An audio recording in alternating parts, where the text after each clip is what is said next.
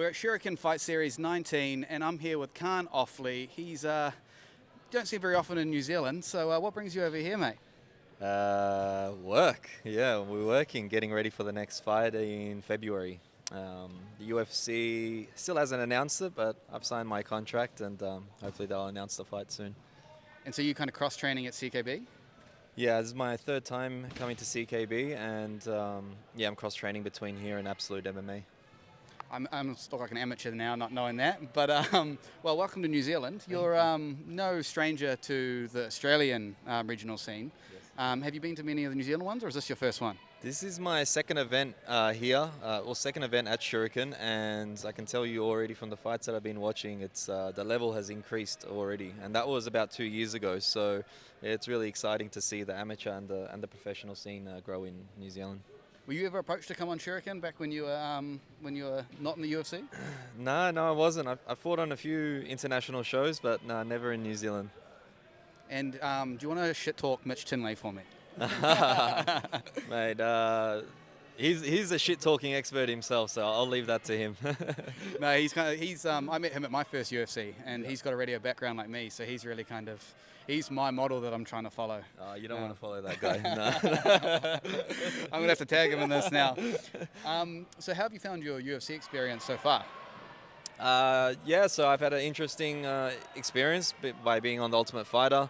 I had some success with that inside the house and got to the finals. My last fight wasn't something that I was too proud of. My training camp wasn't the best. Yeah, so it is what it is. I am eager for redemption and to show everybody my level, and I'm really excited for this next fight. Out of curiosity, because you've done the tough experience, which do you think is kind of the preferable channel to get into the UFC, Tough or Contender Series? They're both tough. No pun intended? No pun intended, but The Ultimate Fighter is harder because you're out of your element.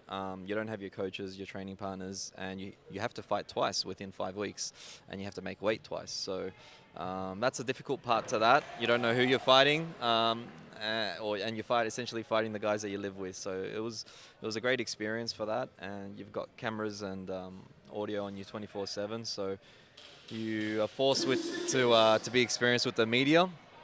And as for contenders, that is tough because you essentially have to finish the guy. You have to have a great performance, because a win alone doesn't mean that you're going to get the contract. So from my experience, if you have an opportunity to do The Ultimate Fighter, I would say do that. But they're both great opportunities. How was that reality TV experience of being mic'd all the time?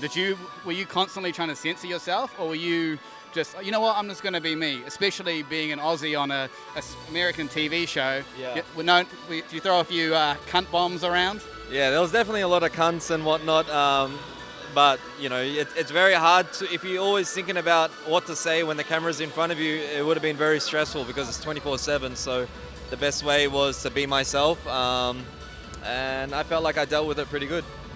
Well, thanks for taking the time to talk to me, bro. I hope Nice meeting you. No, you too, mate. Hope the rest of your stay in New Zealand, and all the best for your next fight. Appreciate it. Thank you.